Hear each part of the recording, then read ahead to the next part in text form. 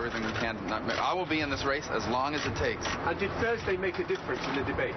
I hope so. We'll find out. But it's just the beginning of a process. As I said, he's fooled a number of voters around this country so far into believing that he really is what he says he is. We look forward to examining his record over the next few days and weeks, and we have confidence in what that's going to mean. The Republican Party, in the end of the day, when this process is finished, Donald Trump will not have the 1,237 delegates he needs to win, and I will be in this race as long as it takes to prevent that from happening and to become the nominee. And do you wish you'd got on the fence earlier? Do you expect to win on Tuesday? Well, we'll find out. It doesn't really, we're going to keep working hard to pick up as many delegates as we can, and we're going to continue to work forward irrespective of Tuesday. We feel good about Tuesday. We're going to get a lot of delegates on Tuesday. We want to win states Tuesday. We're going to win states after Tuesday. And but I can tell you this, I don't care if I have to get in my pickup truck and drive around the country like I did when I ran for the Senate. Donald Trump will never be the nominee of the party of Lincoln and Reagan. Senator, in Georgia on Monday, how important is this state for you? Well, it's very important. It awards a lot of delegates, and it's a state we want to do well in. That's why we're here today. We have a great crowd waiting for us. We're excited about the reception we've gotten, and we feel good about our momentum and our progress here. Senator, conservative Senator. Senator, Georgia voters in particular, what's the message here? I think the message for conservatives is a conservative president. For the first time in 8 years, you're going to have a president that follows the Constitution and who embraces free enterprise and who embraces a strong national defense like Reagan did. You're going to have a president that confronts our challenges and also helps solve our problems. You're going to have a president that understands the challenges we face, but is also optimistic about the opportunity that awaits this country in the 21st century. Senator, two questions. I'm sorry? How are you going to raise the cost of higher education? I'm going to raise the cost? I don't want to raise the cost of higher education. I want it to be lower. Okay, I'm sorry. I apologize. I misunderstood your question. So it's a big issue to me. I'm the only Republican running that talks about the cost of going to college because I had over $100,000 in student loan debt. And so we're the only Republican that outlines a plan on how to deal with it. And it's all on our website, marcorubio.com.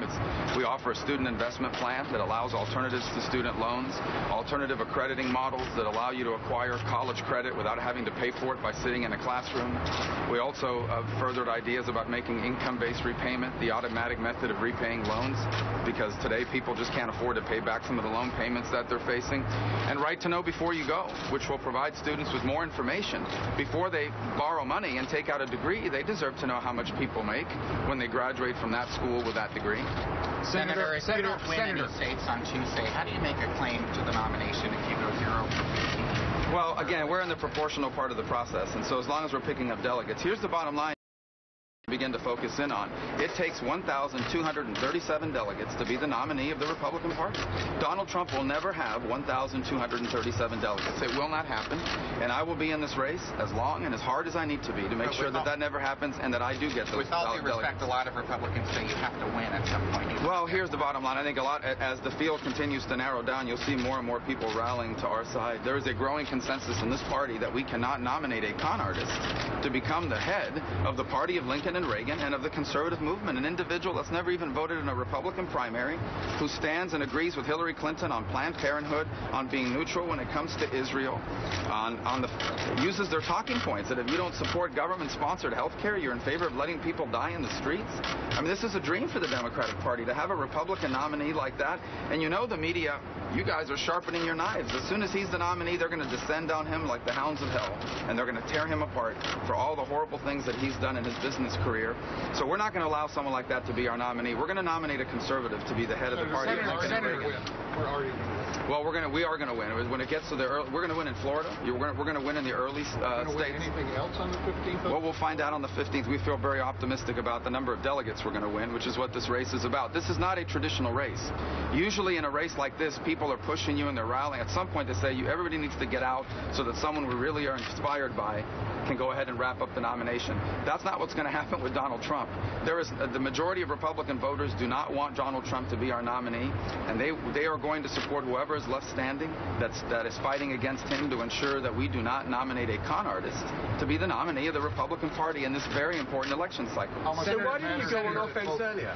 Governor Kasich and Senator Cruz remain in the race. Well, they have a right to be in the race. I mean, they've worked just as hard as we have, and they're out there just as much as we are, and I'm never going to ask for anybody to drop out of the race. They have a right to be in it as long as they want to be in it. ultimately, through process of voters and otherwise, this race will narrow down. And when it does, it'll be a clear choice. And when voters have a clear choice between two people, that's when Donald Trump starts to lose. So the sooner that happens, the better off we're going to be as a party. Why are you going off on Senator? Why do you think Trump hasn't released his tax return?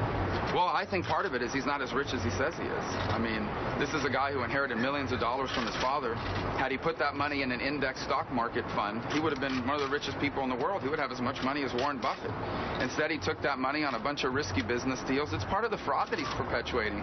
He's going around telling people he's this great businessman who was successful in business and will do the same for America. I hope not. He took 4 companies into total bankruptcy. This is a guy who had his creditors put him on an allowance. We've had calls all over the place over the last 48 hours. Bankers calling us, other people saying, you know, all kinds of insight into Donald Trump. And one of them is, you know, when he took one of his companies bankrupt, they put Donald Trump on an allowance. So it's part of what con artists do. You know, they come to you and they try to help you make you believe that they're something that they're not. It's how he got people into Trump University. And then they realized it was a con and they lost their money. We're not going to let that happen to the country. Senator, I mean, should you not have taken that kind of an aggressive approach 3-4 months ago? Well, look, I always hope that voters would eventually see this for what it is. Obviously, we live in a different dynamic today, and it's gone too far. And so it's clear now that if we're going to save the Republican Party from being taken over by a con artist, we're going to have to start making the case more aggressively, and I'm more than happy to do it. The stakes are that high and that important. Senator, Thank you, guys. Thanks. I got to go out to the stage.